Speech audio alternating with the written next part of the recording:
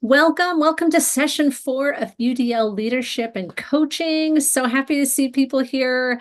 I know it's been crazy schedules. I've been getting emails from people that had weird snow days and couldn't make it or be here late. So we'll see who we end up with, but all wonderful. I'm so glad that you could join in.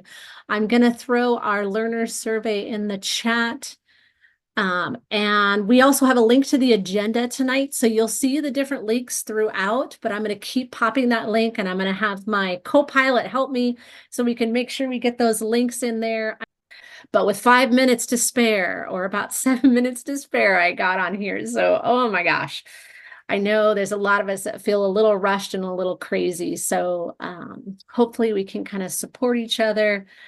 Bring the anxiety down a little bit and give you some great resources that you can walk away with tonight. So my hope is just to really lower the anxiety and have everybody feel super supported tonight. So again, thank you so much for joining. So feedback from our last session, again, the group thought 100% of our group felt that the goals were met. Thank you so much to the people that shared with me that my settings were off on my Google form.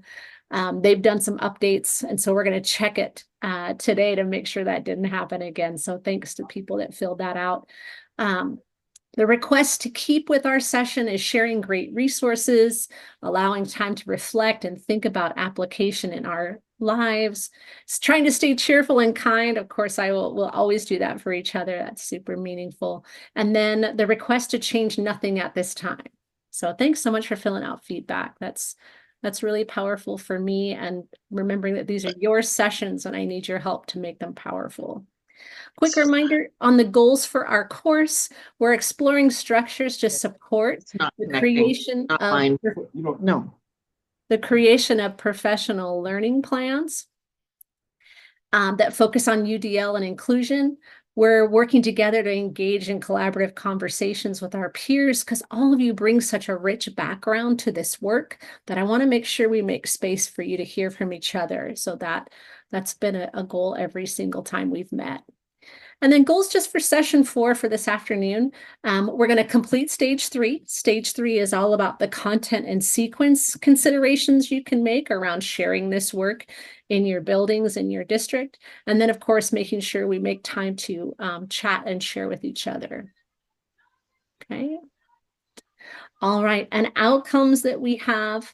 Of course, opportunities to consider elements of professional learning and just professional learning that really focuses on that UDL lens. And so as you can see, we've been going through our 4 stages. We're on stage 3 that we've been working on. We've already completed looking at goals and barriers to professional learning, ideas around when and how you can provide professional learning. And the last session and tonight we'll finish up with ideas around what kind of content and sequence ideas that you can have for those types of experiences for learners. And then our last 2 sessions will be on what's next for yourself and ideas around how to make opportunities for true transformational change. Okay, a quick norms reminder. We've looked at this a few times and we haven't had any changes, but I want to see for people that have their cameras on, thumbs up. Are we still pretty happy with our norms that we've had? And you guys are great about requesting and putting feedback in. Excellent. So I won't put any more time into that. Thank you for taking a moment to give me feedback on that. Perfect. This has been a really supportive team. All right, a quick resource reminder that Ashani, can you put the agenda link back in the chat for us again for some people that have just been showing up? We're putting the whole agenda in there that has all of the different links. And then I'm also going to put, never mind. I should have looked at the chat. She's been putting stuff in there for us the whole time.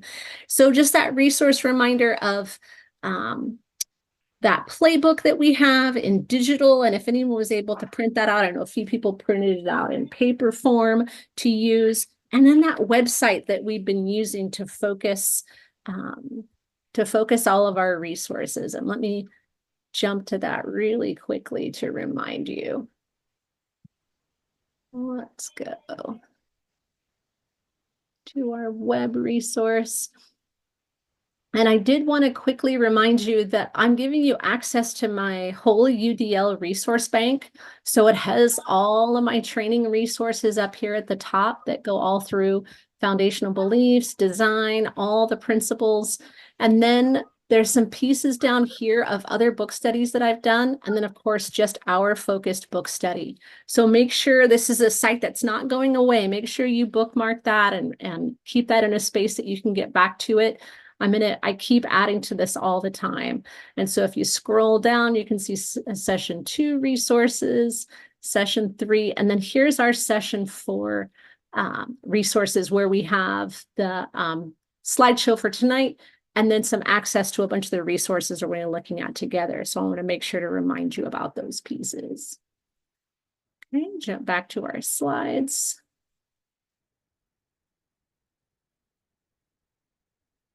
Now I want to take a minute. I mean, we're about halfway through with our sessions together, and I want to take a moment to have people share where they are on their journey right now. We heard some opening journey stories when we first started, but now I want to hear from people, and I'd love for you to unmute yourself. I want to go around and give everybody a chance. If you really don't want to speak out, I totally get that. You can put your comments in chat and I can read those out for you, but I'd love to have people speak out and just want to know, where are you on your journey? And some prompts could be, have you had any new learning recently? Do you have any new questions that have popped up in your experience? Any successes and challenges that are going on for you right now? And any current goals that you want to share with us. And of course, you could share other things as well, but those are just some prompts that you could jump into. So I'm going to go ahead and start. Julie, do you want to unmute yourself and tell us a little bit about what's going on? Sure, thank you. Hopefully my Wi-Fi is okay at home. It's a little wonky. So in my district right now, we are. I've shared before that we don't have a like big district-wide initiative on UDL. So I wish we did. I wish we were doing like widespread, like I think that you did in your district, where you just were all in and committed and started with, one thing at a time. And so because of that, I'm just working it in when I can, even without saying the word UDL, or the acronym UDL, and just trying to really do a ton of modeling in the PD that I am running, and then in conversations where I'm in a support role. So in conversations when I'm working with teachers or teams, just talking about different ways that we can, use UDL in terms of representing our learning or showing our learning, and just kind of working it in when I can. But it's I will say, just a teeny little success is that I am loving every time I've run a PD lately with this lens. It does get easier and easier. And one of the things that I have done, I'm really a true shout out, thank you to you, Tracy. I'm really committed personally to that feedback loop.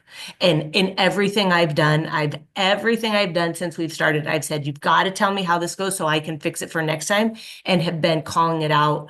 We made this change because of, or we shifted this because it's just such a small thing, but super meaningful. And so really wanted to say thank you for that, because I think that has gone a long way, and getting people to engage with me, and hopefully people are using that tool with their students. So that was a little bit of a ramble, but I guess I had more to say than I thought. No, that's amazing. And why do you think that feedback loop is effective? What evidence, what would you point to? I think what I've just noticed that people, it appears people have more buy-in, and even some of the people that I'm used to that are just kind of reluctant, kind of like, I'm here because I have to, or I just need the clock hours. But I think it just shows that, like, I'm a human working here with you. Like, this isn't just me talking to the air, but I want us to have this back and forth. And I feel like that just gets some credibility, or some, like, this is back and forth. And it's been a little while since I've been in the classroom, but it's the same. It's just a learning community. It's a two-way street. So I think that feedback loop is such a good tool because it shows it's a communication, not a monologue. Nice. Yes, yes. Thank you so much for bringing it up. I can't even count how many staff members and people that I've worked with have shared that that has been such a pivotal change. Even just being the one thing, right? Leaving everything else, even in our classrooms with our students, leaving everything else the same, but changing that one piece of what do you want me to keep? What should we change? This is for you. This is not just for me. And then starting little pieces. I just can't tell you how much that has completely shifted everything that I've done. It has been so powerful. Thank you so much, Julie, for bringing that up. So if anyone hasn't tried that or started that, please give that a go. Um, I just cannot recommend it enough. Thank you so much, Julie. That is my sole favorite thing, right? That we've done as well. Thank you. Tonya, do you feel comfortable? Or is it Tanya? I think I mess up your name every time I say it. Tanya, it's all Tanya. good. I am realizing in the school that I'm in that we are getting decent support for UDL for kids that are low reading, low writing, but we're really struggling with supporting kids who have executive functioning issues. Ooh. And it does need to be part of the journey. And last week, I tried to talk to a teacher about it, and hardcore shutdown. I'm going to follow my consequences. And I'm like, we need to back up and understand that this is not being awful. This is not a consequence. This is you not following his executive functioning skills. And I just hit a complete brick wall. Complete. He's just like, one of the things for this kid is he needs about 3 minutes to process new information. And he's not the only one. He just happens to be one with a little bit of a loud voice, right? And so the teacher automatically assumes because the student is loud, he's non-compliant. And he says, I give my students 1 minute to comply. And if they don't, they're out. Nobody Wow. can. And I'm like, okay, brick wall. And I think that we just need to remember that UDL it's reading, it's writing, it's executive functioning, it's verbal learners versus visual learners. There's so many integrated pieces to it. So, but awesome to have that success of at least in some of the academic areas they're seeing it. Yes, Right. absolutely. So let's cheer on that. But you're so right. Some of those executive function pieces, people think are just that a student is being naughty or non-compliant, not that it's a choice they have that, or it's not like it's a non-choice, right? They really, if they could, they would, but they need a different option. Yeah. Right. But I'm opting out because I don't care. A lot of it is they feel like the student is just not bringing themselves. Yes. Right. And it's just the exact opposite. The kids that are like that, they are trying twice as hard as some of the other kids to process what you just said. You said get paper and a pencil out, and I'm busy looking over there. Okay, what did he say? He said I needed to get something. What is it?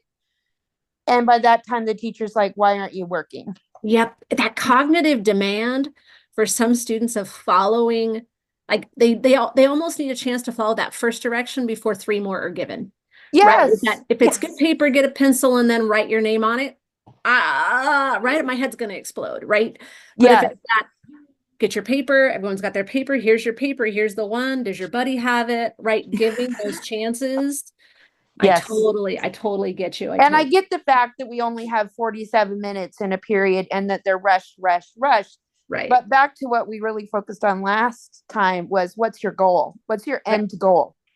Is your end goal for that student to learn, or is your end goal to control the classroom? That's a good question. No, that's amazing. It's amazing. So do you have a next step thought for that executive functioning support? Been chewing on it since last Tuesday, and I honestly am not there yet. I have made a couple written documents for teachers to read over on their own time, hoping as they read it, they'll gain more. But I think now, rather than it needs to be something educational, like what a processing disorder looks like. Gotcha. And I don't know what that is. I haven't done enough digging. I have stuff going on in my real life as well. So Yeah.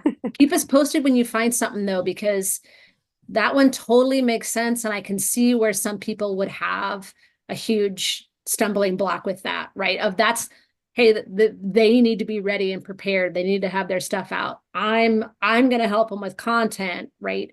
But still not seeing that expert learner support and yeah, how deep those executive function skills go. That stuff is crazy important. I will say for some of my other kids, I have made visual check-ins for teachers where they can check it off. And it may that now this student wouldn't be responsible enough to get that out, but it's possible that if I produced that and I have them, gave him the teacher and said, this is what you need to give to this student in order to succeed with him. It might be a step, but I don't think it's the only step. I need some buy-in from the teacher first. Yeah, yeah. And you need, hopefully they could like start really thinking about, are they using consistent routines? Are they asking them to do a different thing every time? Is that Yeah. cognitive load something that's just overwhelming? But no, that's Yeah. powerful to start to unpack that, right? Yeah. No, that's powerful. Thanks so much for sharing that. Yeah. Diana. Yes, hello. Hi, and who's your friend? This is my grandson Bennett, Hi, and he is Bennett. 4. Say hi. Hi. So I need to apologize. This is my first class. I just saw it on the Special Ed Technology Center, so I'm kind of flying clueless. But We love it. We love it. So where are um, you with UDL? Have you heard of it? Are you still experiencing? absolutely, I am an occupational therapist, and I'm old. It's gray hair. I You're feel knowledgeable. You're not old. You're seasoned. I feel a sense of urgency for UDL because I feel with screens and just I work 3 to 5 and 14 to 21. That's my specialty. And I'm seeing a decrease in executive function and increase in a lot of severe behaviors, a decrease in attending, and just kids just want to be seen and loved. And so I feel I got a point too for assistive technology, and assistive technology is really difficult for me. So if I can do it, anybody can do it. I I got asked to present at our full district presentation. I have presented some things. What I'm finding is I need to be patient. So like with what Tonya. Tanya Yep. was saying for executive function, um, I'm just meeting people where they're at right now because students are overwhelmed and staff is overwhelmed.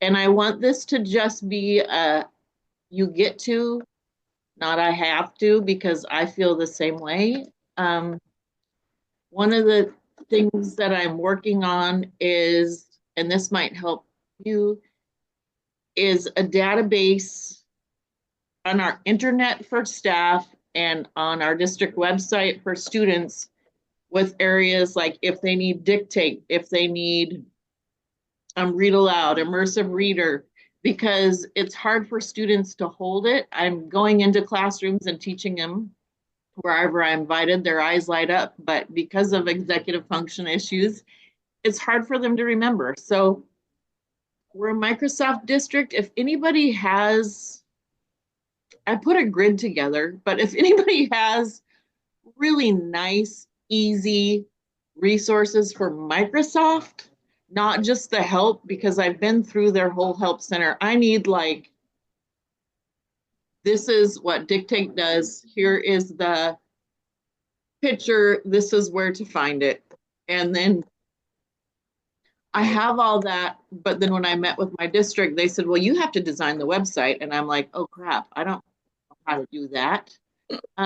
So that's one of the things I'm looking for. The other thing that I'm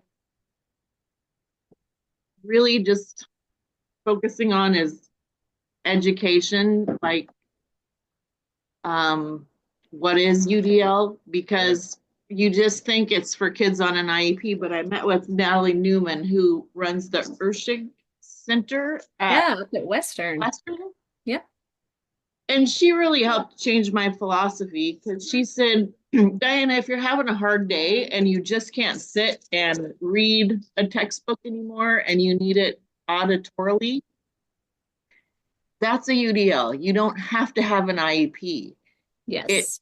It's just for everybody. It's like you're having a potluck and everybody's bringing a different dish, she said, and you all can share the same thing, but you can eat different dishes that are prepared just for you. And when I think about that, it sounds great, but to not stress out an educator or a teacher, I have to think about that, because that is a hard ask. So those are the two things where my brain is right now. I'm really excited. I'm super encouraged, and I feel a sense of urgency, just because our kids are having a harder time. And also our ELL, I feel, goes hand in hand with UDL, or maybe they're already married and I just don't know. But I've been able to meet with our, I don't know, bilingual, the official title, I don't know what it is, but they're struggling as well. So I feel like if we can pair our energies, I think we can serve a lot of kids, not just who have English as a second language or who are on an IEP or a 504. I think staff and all students can benefit from this. It's just how to make it simple for everyone, students and staff. So I don't know, is that what you wanted? Is that where we're at? I need that is help. absolutely, yeah, that's absolutely perfect. So just so you know, in my position, I coordinate technology and PD for our district, but the idea is everyone gets UDL.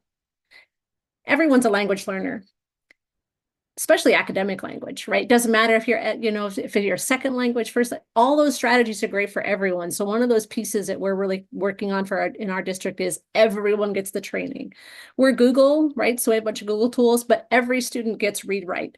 Every student learns how to use all the tools, whether it's dictation, whether it's the translator, whether it's the picture dictionary. It is literally for everyone, because the big piece for, at least for us in Burlington, I know a lot of districts are trying to do this. We're trying to normalize all of those tools. So where do you have those specific things embedded in your curriculum? Because it's my job to embed it, and then I'm not an administrator, I'm just an OT. So then I can't say, please add this to your curriculum. Like, there's some logistic things to that as well. So what is your experience on how you've done that so far? So that's what this whole course has been about, the playbook and all those pieces. We have basically every single PD opportunity we have models UDL. Every instance we have in front of our teachers, we're modeling what it means to do really high leverage standards, and then really pushing them to bring that into their classroom. So for example, at our high school right now, we've been 3 years in every PD, and we have it twice a month. Every PD has these sessions, and then they've actually agreed upon for engagement, what are the 2 high leverage standards strategies we're all going to do? Now you could do tons of them, but everyone is going to do at least 2 in every single principle, right? And we're just slowly building that. But the idea, and you totally hit on, it can't be you by yourself. It can't be ML by themselves. It can't be your AT, your assistive tech person. We all have the same mission. And the thing that's so lovely about UDL is it encompasses everything. Language learners, right? Our SPED students, are every student. And if you really dug into any student, every student should have an IEP, right? They really should. Now, the technicalities behind it, wouldn't want to put timelines and all those things. And Steph, I could add myself to that. Give me a Me 504 and IEP. Exactly. So that's the thing that's so powerful, is making sure to break down those silos. And I know we've tried to do it for years, but we just don't have time to do separate little trainings on everything. Literally every training has to be in this mode, and every focus has to be on equitable instruction for everyone. So we're going to share a bunch of resources, and you'll have the website and that playbook that you can go back to, and my email address is on everything, so you can reach out to me. So I'm so glad you're here. Thank you so much for sharing. Jackie, do you feel comfortable unmuting yourself and sharing with us? All right, we'll see if, oh, there's Jackie. Hi, everyone. No, sorry, it's my first time too. So I was just listening and trying to learn with all of you guys. I was kind of interested in what you would be uh, sharing in this, but I work in Rainier, so I'm a recreational athletic specialist. So my clients, we call them clients, not student, but they're more harder than the student. So they all have a mentally challenged. So I was kind of interesting on what I could learn from you. So I hope I get something. Yes, excellent. So make sure you bookmark those resources, the website that we shared out and those other pieces. Make sure you hang on to my email. And just as things come up, please let us know. And Jackie, welcome. So good to have you with us. Brianna, Thank you you. feel comfortable? You're so welcome. Brianna, you feel comfortable unmuting yourself and sharing with us? Yes, I'm having some technical difficulties. It's really, really, really quiet, so I'm trying to find a way to make it louder. Oh, But I'm from. Can you skip over me and come back to me when I can figure this out? absolutely. We'll skip over you. All right. Thank Lucas, you. you bet. No problem. Lucas, do you feel comfortable unmuting yourself and sharing with us?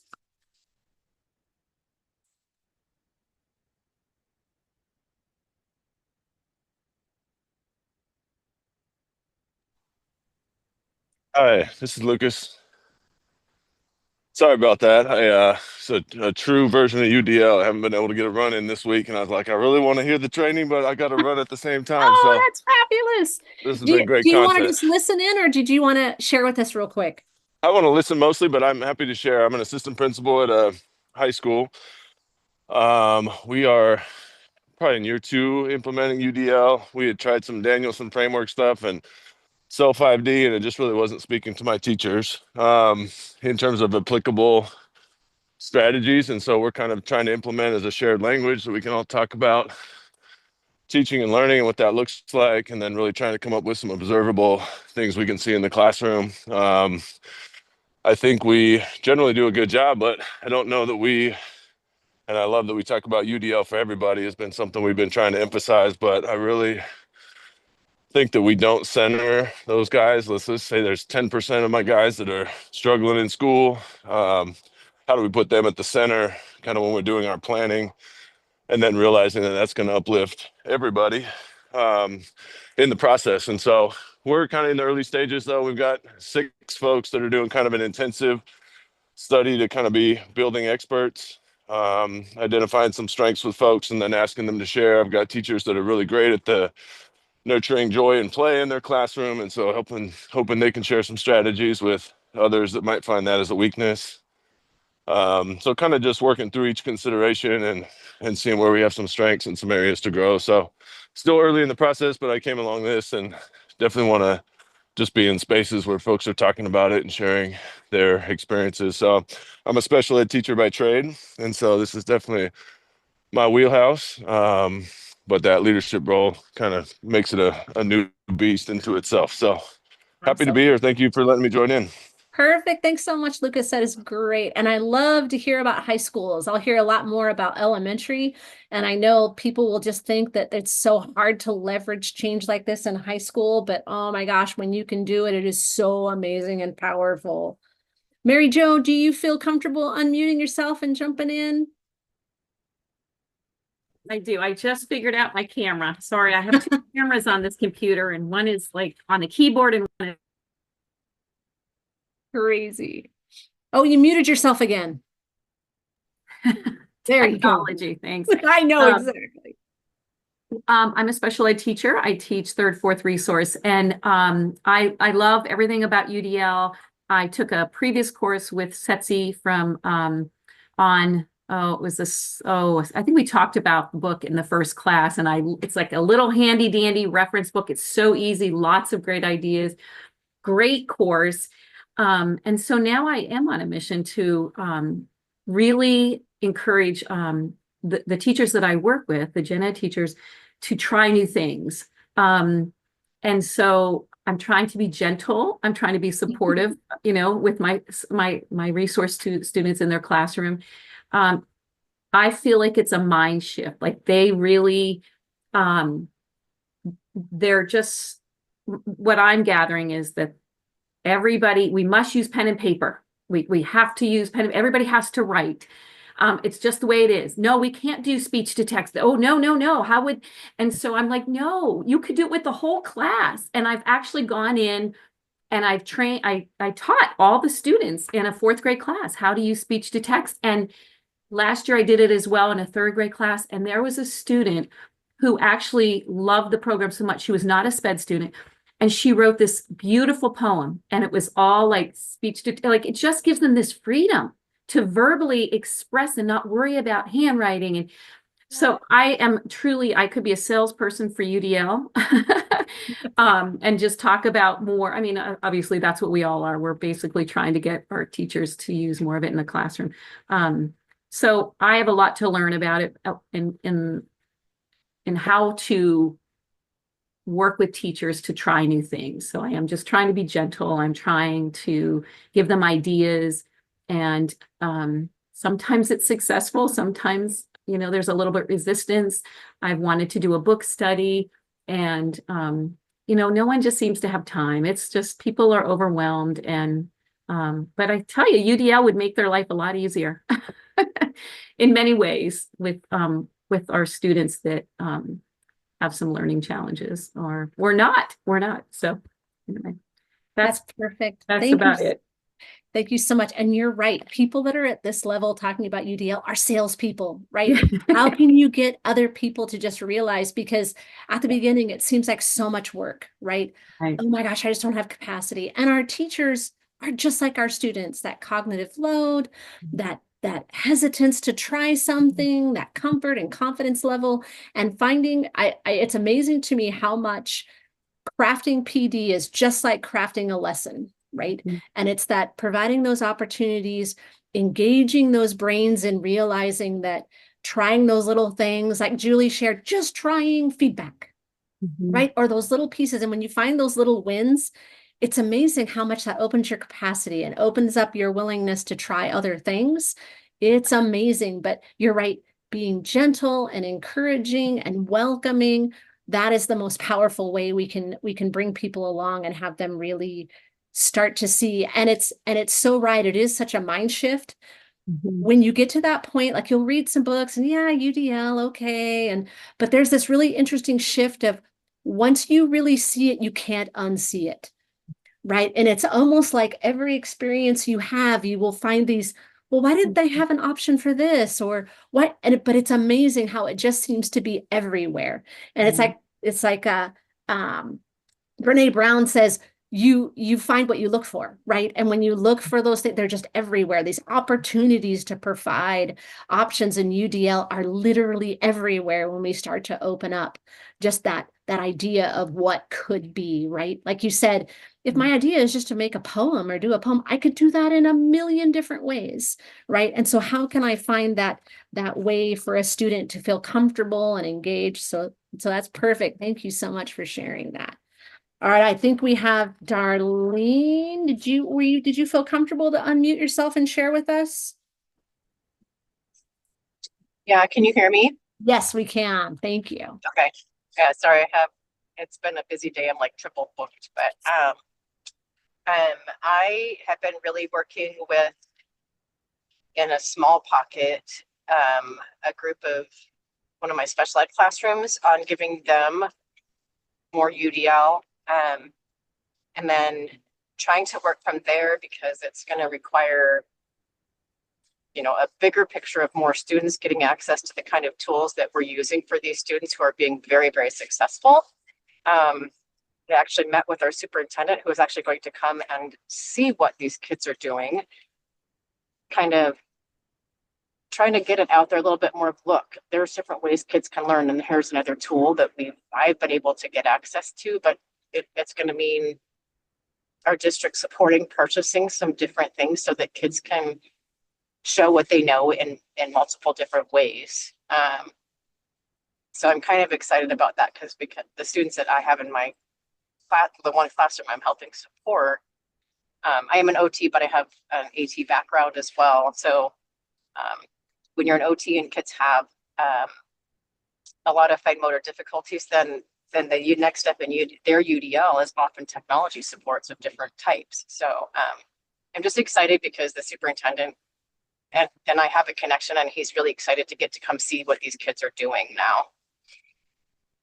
That is so powerful to get leadership in, just to see possibilities, right? And then just to have these moments of what if, and to see you sharing that, that's amazing.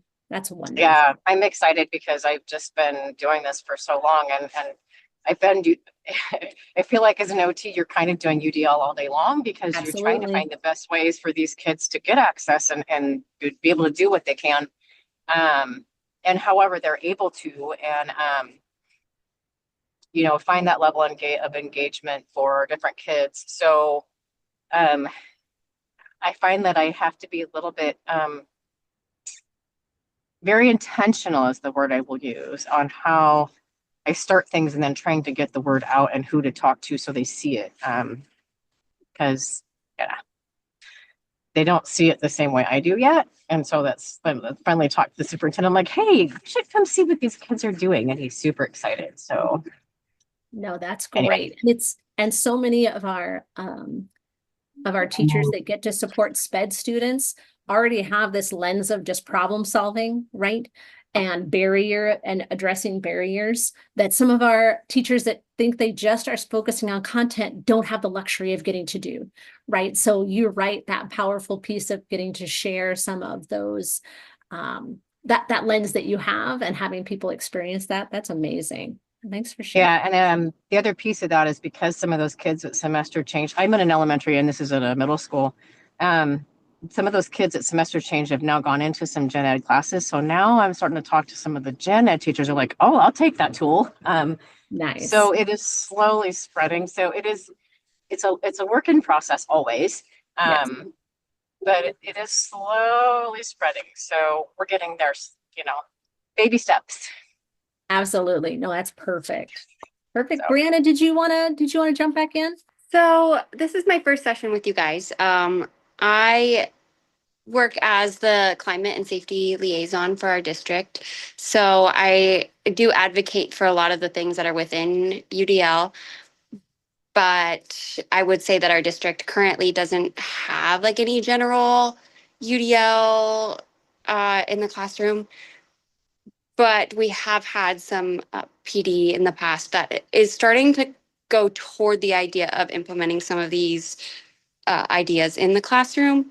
So I think as I continue and as some of our other educators in the district continue to really advocate for these things coming into the classroom, there will be some changes, but currently we don't have a lot of that. I currently am pursuing my master's in education technology and curriculum design to also hopefully support some of those educators within the district to be able to start implementing more things and support them where they might be feeling overloaded and things like that. Perfect, perfect. So hopefully you'll find some resources that will help you build up your toolkit and be able to have just little things that you can share with people along the way. That is a perfect way to start. And you could hear from some of the other people just a little bit at a time, right? As people are jumping in. Wow, Thank you so much. I don't think I missed anyone. Did we get everybody? I think we got everybody. Thank you so much. And if you're following along on the agenda, I know we went a little bit longer, but that is the most valuable piece, just to hear where people are. So I'm going to jump through some of these slides to try to get us back on track a little bit and just remind you that we're in stage 3 tonight, content and sequence. I really want to focus on sharing some resources with you on this section. So if next steps and reflection have to be something you do on your own, I apologize if we have to skip that part, but that might be the part that we skip. And you'll see that where that happens on the agenda. And let me know, this is the first time we've shared the agenda out with the links. So you'll have to let me know if that's powerful. You can just see my messy notes in there. But if you enjoy seeing that, please let me know. I can give you the agendas from other sessions that we've had and make sure you always have access to those. So please let me know in our feedback. And so the first thing I want to do, and I definitely want to make sure we spend a good chunk of time on this, is the content and sequence resources that we have in here to look at. And you do have a choice. You can, during this time, you can work on your own. You can look at that. You can look at, Ashane, can you put the agenda back in there again for us, just in case there are a couple people that don't have it?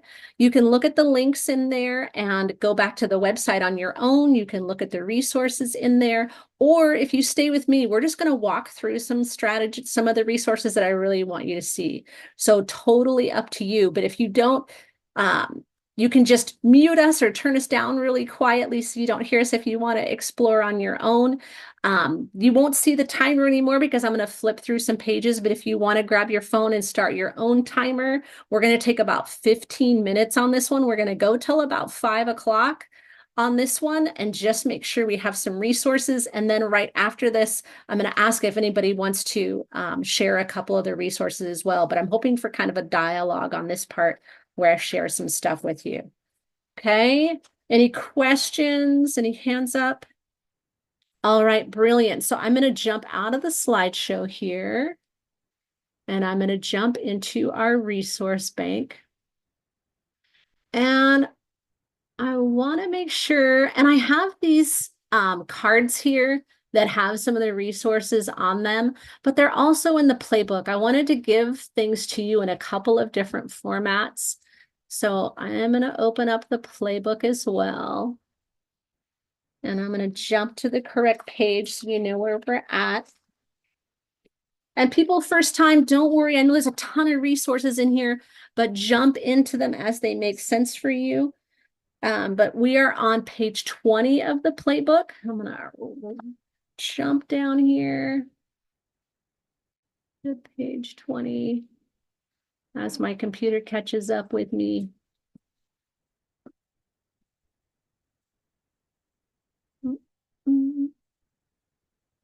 I apologize for my slow computer here.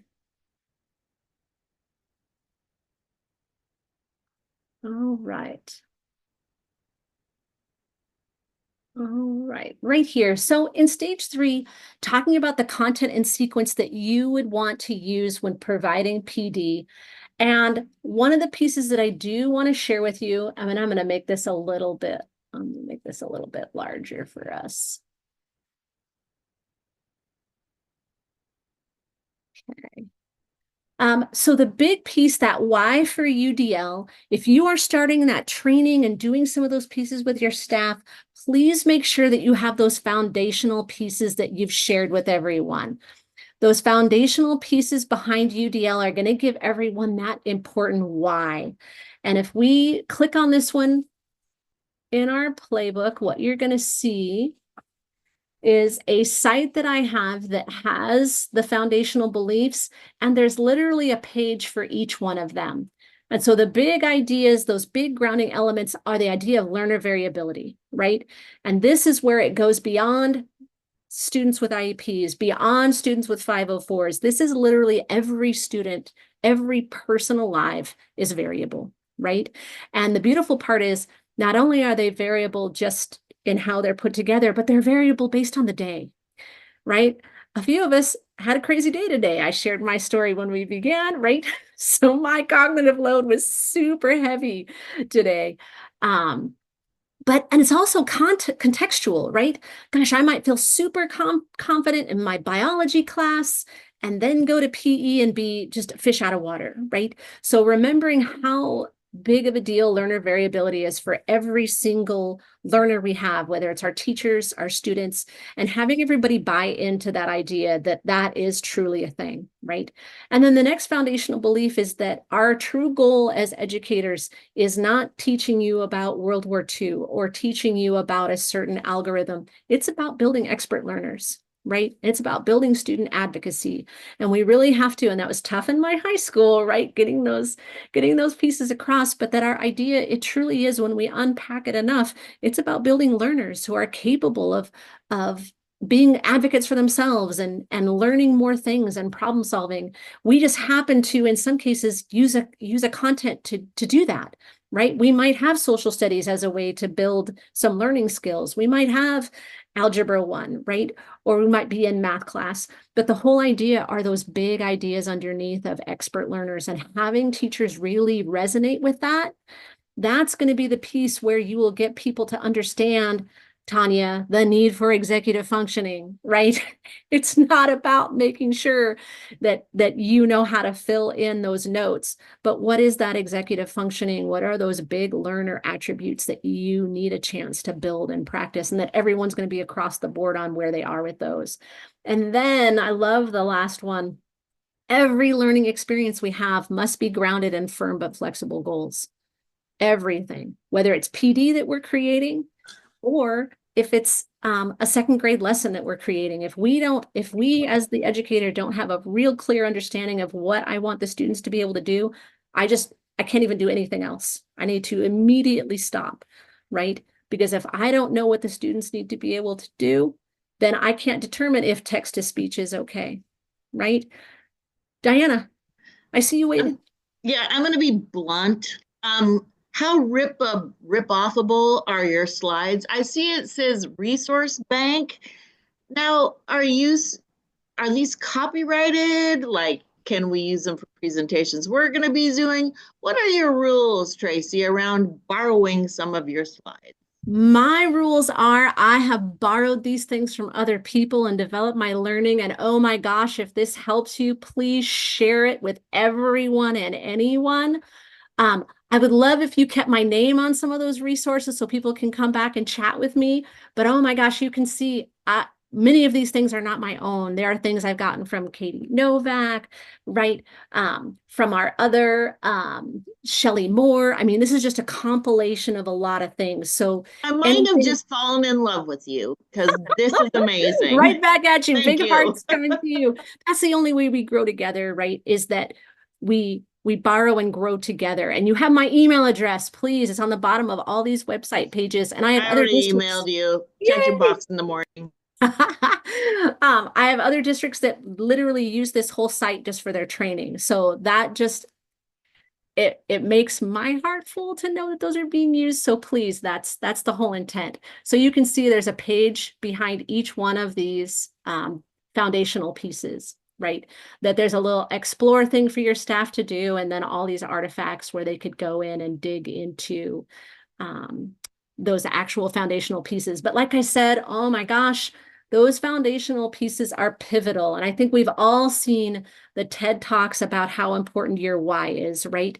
And with anything that you're doing, whether it's, gosh, I'm going to get more fit and I'm going to go out and run, or, oh, I'm going to save money for something. If I don't have the why behind it, it makes my ability to do that thing almost non-existent, right? Because the amount of energy it takes to do those things is so tough. But if I know it's, gosh, I'm working out so that I am healthy and I have longevity, right? I want to be there for grandchildren. When you have that powerful why for yourself, that energy just seems so well spent, right? So the same with UDL. So please make sure you have those ideas, foundational ideas and opportunities for people to explore that. And we spent a whole year with our high school staff just around the foundational pieces.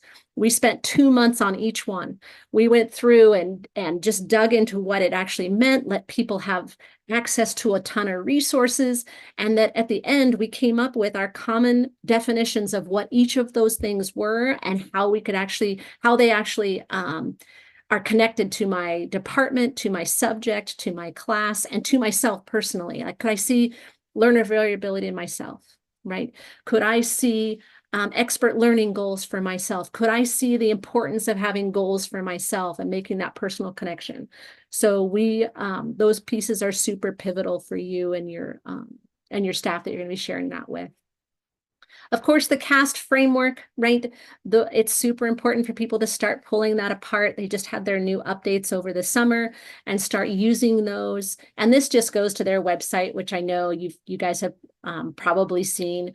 They've really done a nice job making that interactive, and you can click and dig into different pieces of what the principles and the guidelines and the checkpoints. I know there's a lot of vocabulary around it, but giving people a chance to really dig into each one. So last year, our high school spent all year just on engagement, right? We peeled all of that apart. What is engagement? We spent a couple of months on each of the elements within, each of the guidelines within, and coming up with real examples for us. So if we come back to our website, you can see there's a page just on engagement. And so we came in, and I do apologize. So this piece right here, this was our common agreement of what engagement is after having a lot of discussions. And then we peeled apart documents like this with strategies of what you really could do for engagement in all of those areas. And what we did is made sure that each one of these is tied to tools we literally have in our district, right? We purchased Newsella, right? So it's in there as a strategy. Purchase Brain Pop. We're a Google district, right? So those pieces are in there. So all these are linkable. We purchased Pear Deck, and they were all purchased with a UDL lens. Like, what does it get us in those pieces? So you can see if I just look in number 1, how do I optimize choice and autonomy? Here are direct strategies we built as a team, right? And then we came away, like I said, with the high school, agreeing on what were the 2 high leverage strategies that we were all going to do, right? And we picked feedback, and we picked making sure that we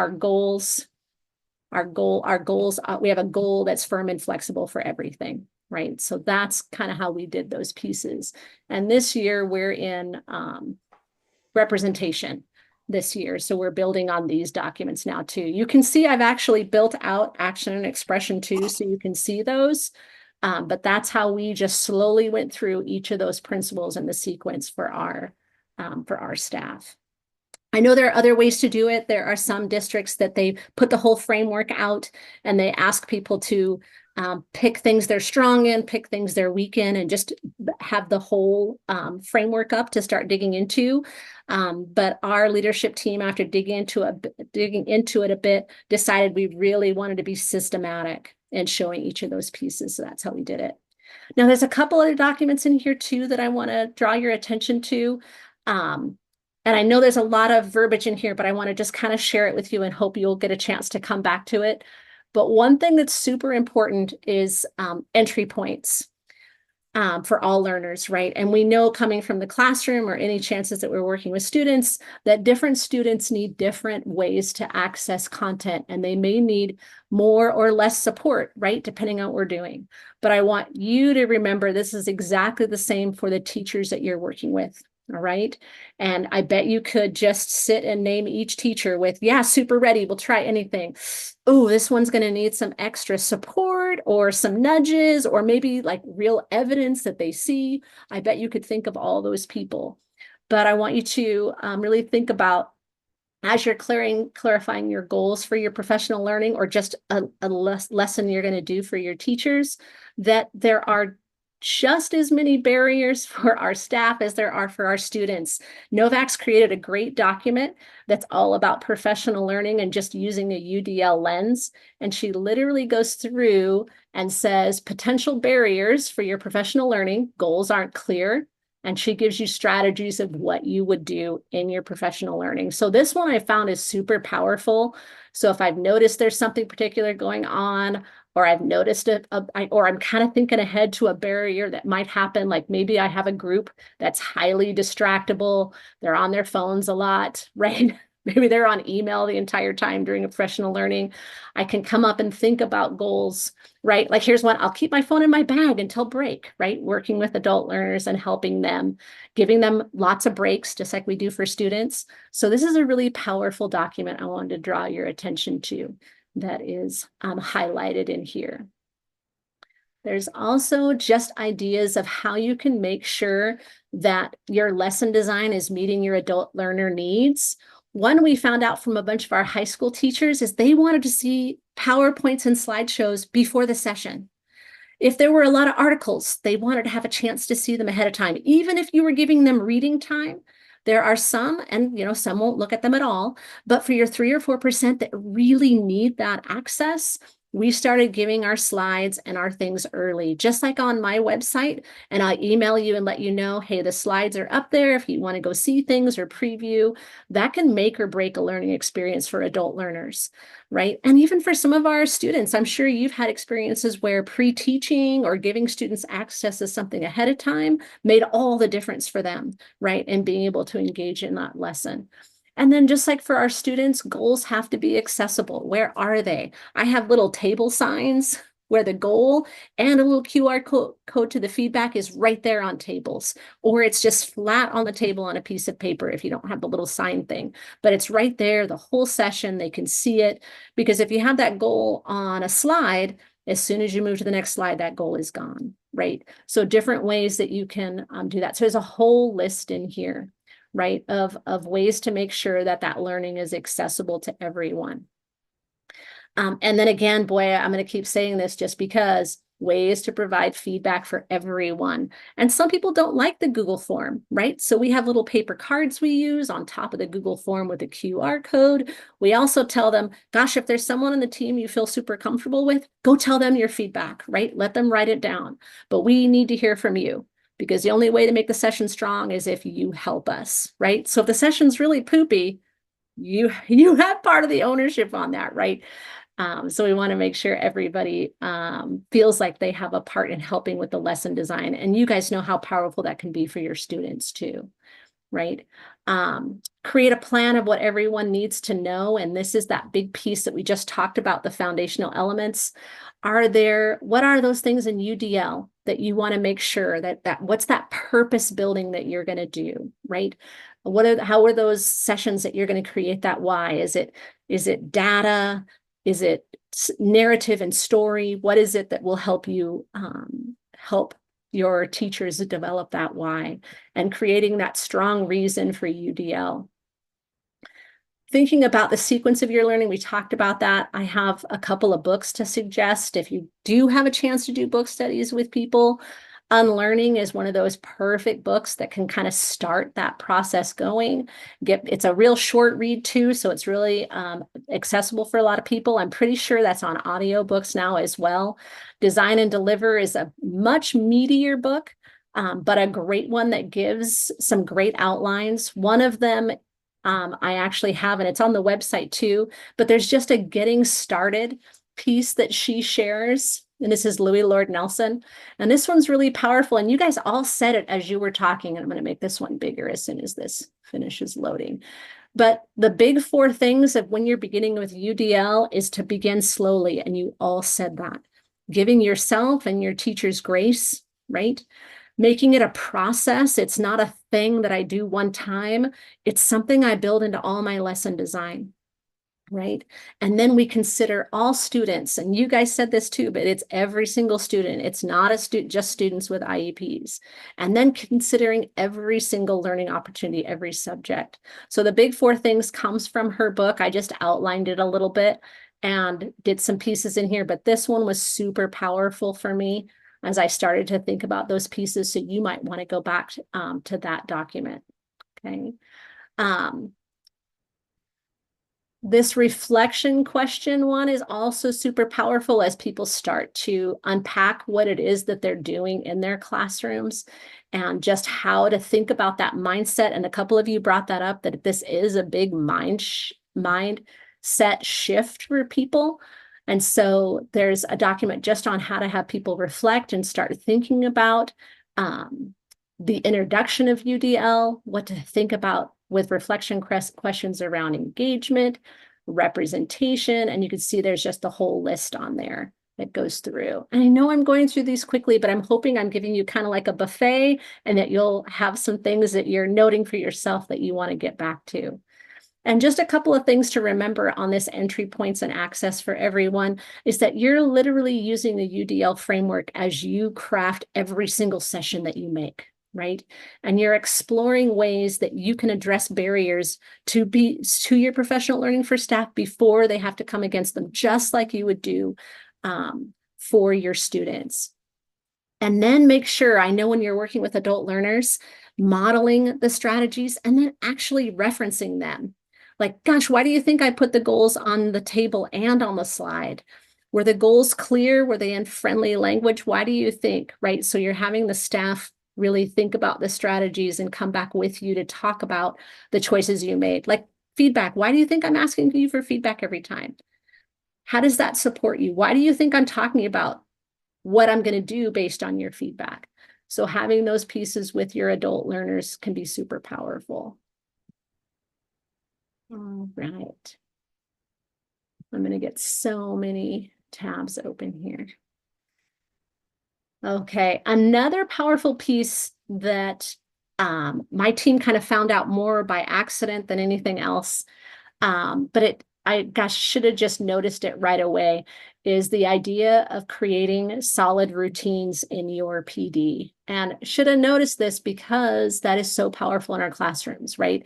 How important is it for us to have a similar way that we do things so that the students feel comfortable, the students know what to expect? It's the exact same in your agendas for your professional learning, right? So thinking about how you can structure, and then, sorry, it makes it even easier for you. If you have a structure of an agenda that you can jump into, you know you have those modeled strategies, it makes it that much easier for you to create an agenda next time, right? So making sure, do you know your session goals? Are they clear? What's really working in your sessions? How do you know? Are you using that feedback loop? Do you know exactly what you should keep doing in those sessions? Are you getting feedback on what you should change? Right? How much time do you actually get for your professional learning? How often? Are there barriers that keep coming up, right? Are there people that are absent a lot? How can you attend to that?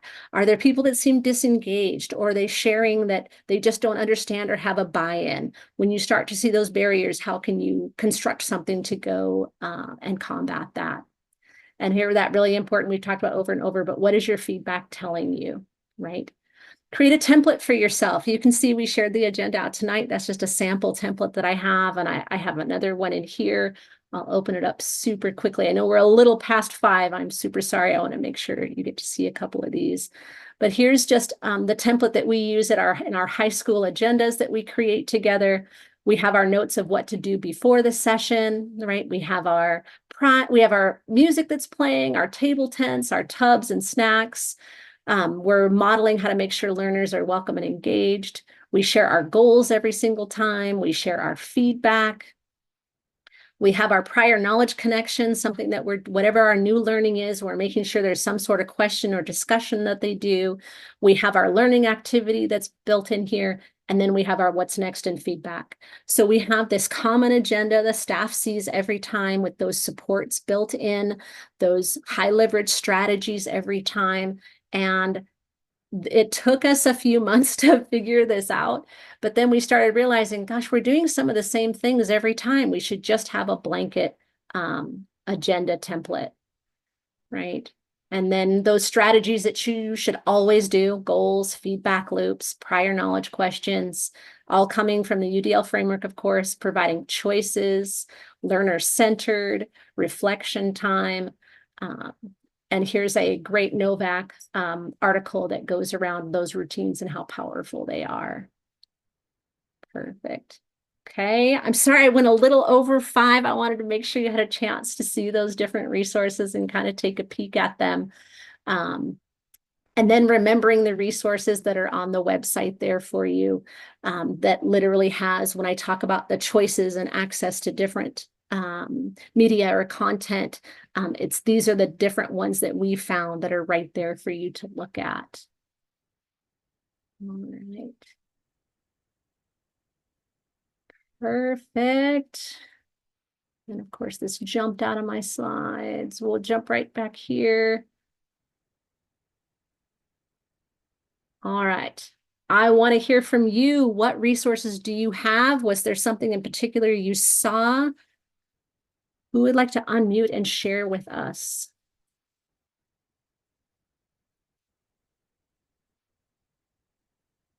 Was there a particular strategy you're going to make sure you go back and read? Is there something? Go ahead, Julie. I'll say one of the things that I want to explore, or maybe you have a good way of approaching the idea of firm and flexible goals with gen ed teachers in their in like, especially like you said, in your content area, if we're talking secondary, where and I'm a big Shelley Moore fan like you are too, and that whole idea of like the goal is not really Napoleon or Napoleon, you know what I mean? Like, but it's really tricky. What I'm running against, and I was a gen ed teacher too, and so sometimes I think folks don't know. They're like, it says to do this because we're on unit 7, lesson 4. And so I'm just doing the thing, and they're hanging on by a string.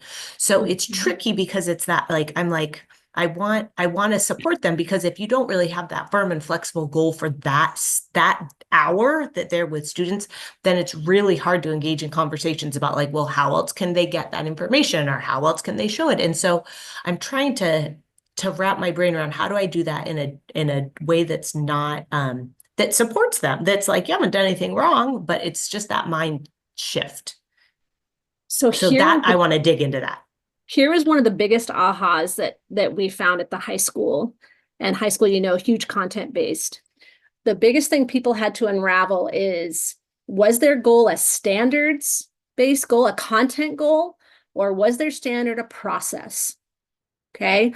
And once they unpacked that, it opened up everything. So for example, if you can identify if your goal is about content, then it's all about choices, right? Because if you're doing Napoleon and it's about leadership and it's about qualities of a great leader or things like that, you have so many options. Gosh, we can look at Napoleon as a case study and then offer all these other people, because the focus is on a content standard. And unraveling that the content really isn't Napoleon, it's leadership, or it's strategy behind leading, right? So just unpacking it a little bit. And that's where they have all those choices for students to explore, and all kinds of ways for them to demonstrate what they know, right? Because I can make a video about what makes a leader, I can make a poster. But on the opposite side, if my goal is a process goal, if I am algebra, right, or math, and my whole thing is order of operations, it's not choice anymore. It's scaffolds. So if you can get your mind wrapped around, if it's a process goal, then it's all about the scaffolding. How can I help you get to order of operations? Maybe for one student, it's just talking to them about it one time, and then they can show me, like with moving cards around, right? Maybe for another student, I need to have a video. I need to have an example that's like how important directions are to follow and what happens if they're out of order. Maybe I need all these different scaffolds to articulate what it is, and then give you ways, like I said, is it reordering cards so you don't have to write anything at first? Is it the order of operations has everything filled in but one, and then you need to figure out what the missing one is, and then next time I take away it, right? Is it that layer of scaffolding that I need to do for you? But I think as soon as you figure out what those two are, it totally opens up what your next thing is that you need to work on, right? And it's not that you're not going to ask students to write. No, it could be, hey, you need to be able to write a topic sentence. Awesome. If you need to be able to write a topic sentence, what are the scaffolds that everyone should have access to as they slowly build mastery to that, right? And having you and different support people help them with various scaffolds of what that could mean, right? And then I opened up the firm and flexible, because there's this really great document on developing learning goals that has about 6 steps. And if you have people kind of go through this, they can see if they are opening things up with their goals in such a way that make them accessible. And it literally walks you through and asks you to ask yourself questions, right? And this is a really powerful one. And there's one more I want to show you as well. And this is down here. It's the detangling activity. This one we did with a bunch of our high school teachers. It comes from the Unlearning book, but this one is about having you really unravel what your goal is literally all about. And this one can be super powerful for people that say it's Napoleon, right? And so you get in and you have to like begin, record what your goals are. Now unravel, what is your goal really asking you to do? clarify the primary piece, right? So it literally walks you through steps of how you would unravel that goal. You'd find out if it's a process or a content one and what you could do next. And then it also talks about, can you create a model or a rubric of what it would mean to reach that goal? And once people actually kind of do that, then it opens up some other pieces for them. Oh my gosh, I didn't realize that I could, right, provide them this or give this choice or this opportunity. And then just ways that you would share that. So you're right. Goals, firm and flexible goals is a super tricky one to get people to start understanding if they've not had practice. But just the idea that process and content open that up huge for our high school staff and gave them that next direction. So hopefully that makes sense. Perfect. Any other big things that have come up? That was a great one, Julie. That is usually a sticking point for a lot of people. They just say they can't go any further because, hey, if kids can't write a paragraph, I'm done, right? Sorry, no choices, no buffet for you. No, actually, really, right? There are a buffet of scaffolds that you could use. There are a buffet of choices of things you could write about that could engage you in even writing a paragraph. So when people start unpacking what choice really is there and what it means to meet their goal, it's amazing how much engagement or options they can find in there. Tanya, did you have something? Yeah, I was just going back while you were talking about you as a team decided to use Newsella and another app. I have noticed that in my school, a trend is to provide too many apps, and it's just really overwhelming. And so during our PD from the district, we were introduced to Diffit, which I love. And then we were introduced like 5 or 6 other things that weren't chosen by our school. They were chosen by the superintendent. And we're like, do we have access to this? Oh no, we just wanted to show you it was available, and it's just such a waste of time. And that's what I was really focusing on is when you introduce UDL, it doesn't have to be about another app. No. It doesn't have to be about, we're a Google school. Most of what you need is right there in Google. It will read for you. It will speech to text for you. There is something that's not there, but Diffit is helping me get to that, and that is visual vocabulary.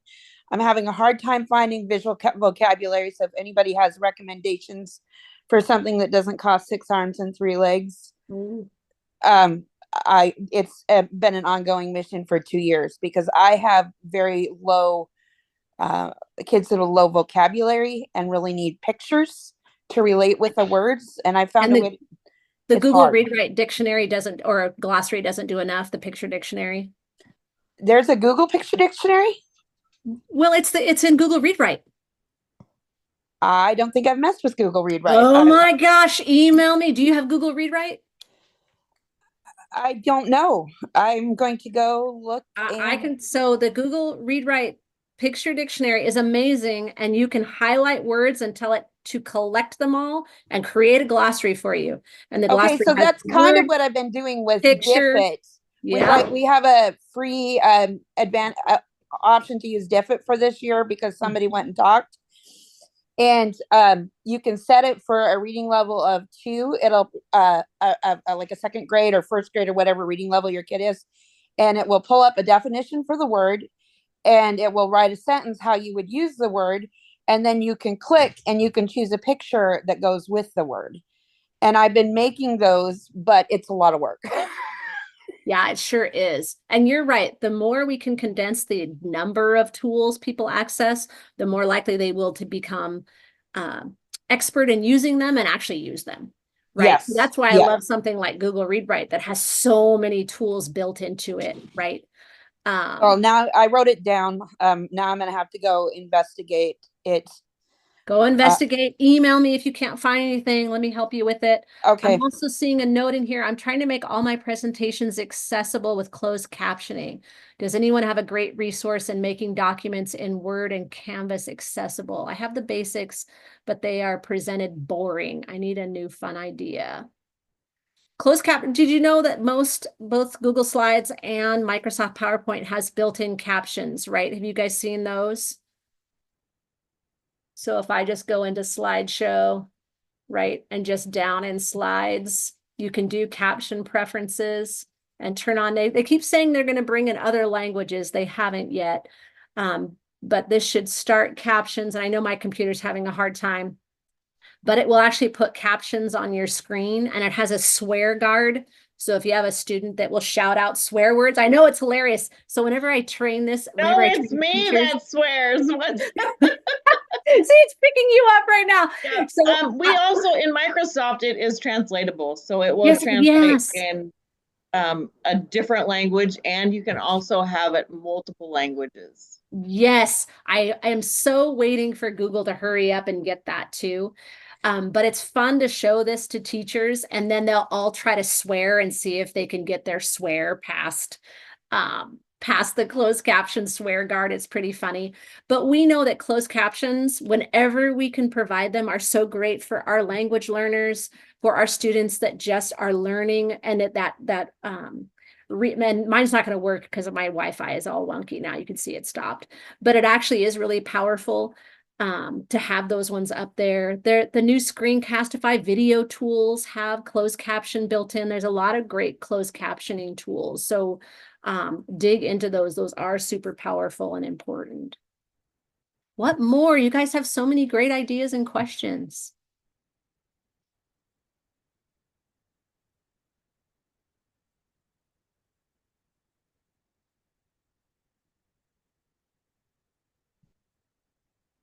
All right, I'm going to turn this off so this doesn't explode here. All right, I want to remind you about our FAQ document that's on here. It's on the agenda. You can take a look. The thing that I love about these are questions that have just come from my staff and from people that I've worked with, and the questions just keep circulating, right? So I keep adding to this document, and it just helps me. And the thing that's crazy about this document is there are tons of links in here as well. So please take a look at this. I'm actually gonna jump in real quick and remind you where it is on our web resource. And try to organize this into themes as well. Let me get to the spot where it's so slow to pop up here. I think it's down.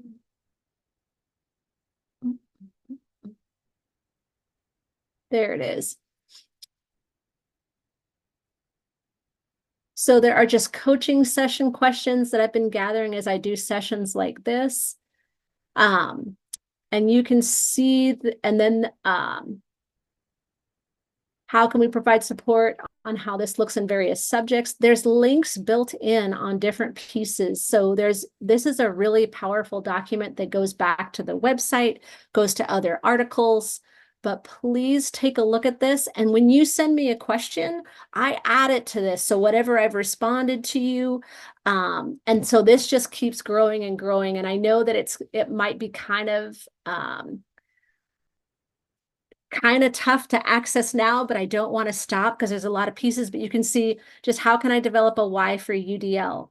That was a question that kind of came up. How can we make sure staff realize the connection between UDL and other initiatives? That's a huge piece, right? Because UDL is nothing new. It's just adding a great framework that helps you with any initiative to see is it one we need to keep doing, one we should be focusing time on, or does it not fit our needs anymore, right?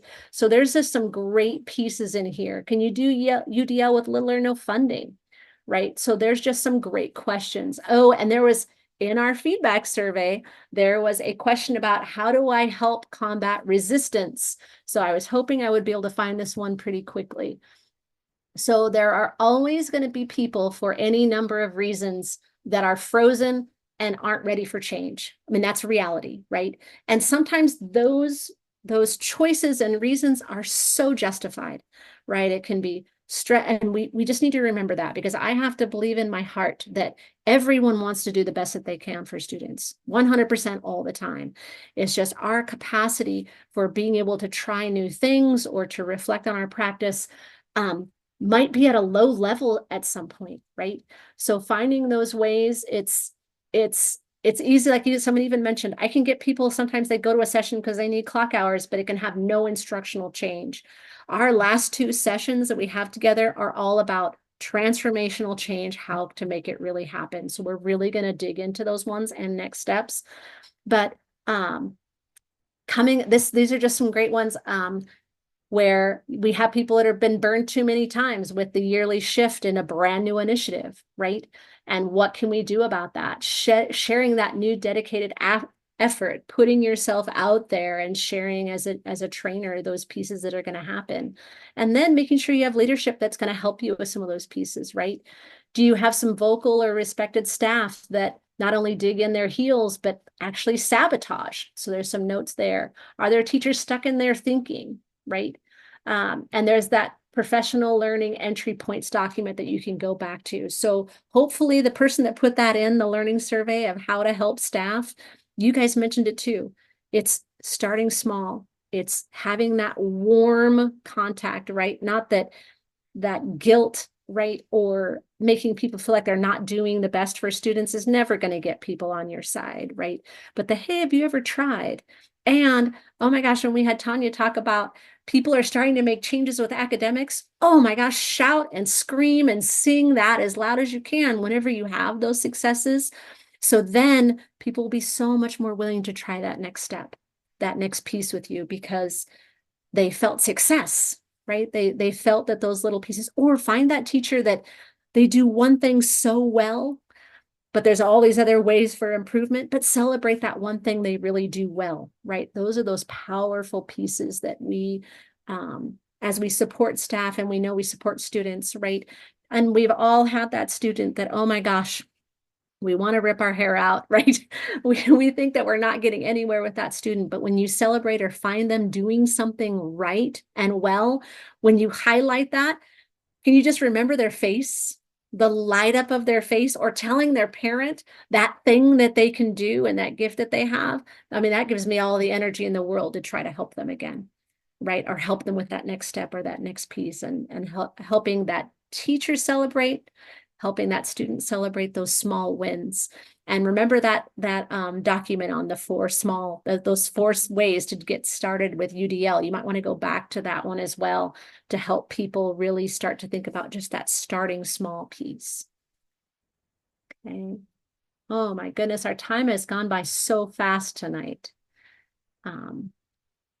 We have 4 minutes left, and I want to make sure that you see the feedback link. Can we get the agenda link back in there with the feedback link at the end there?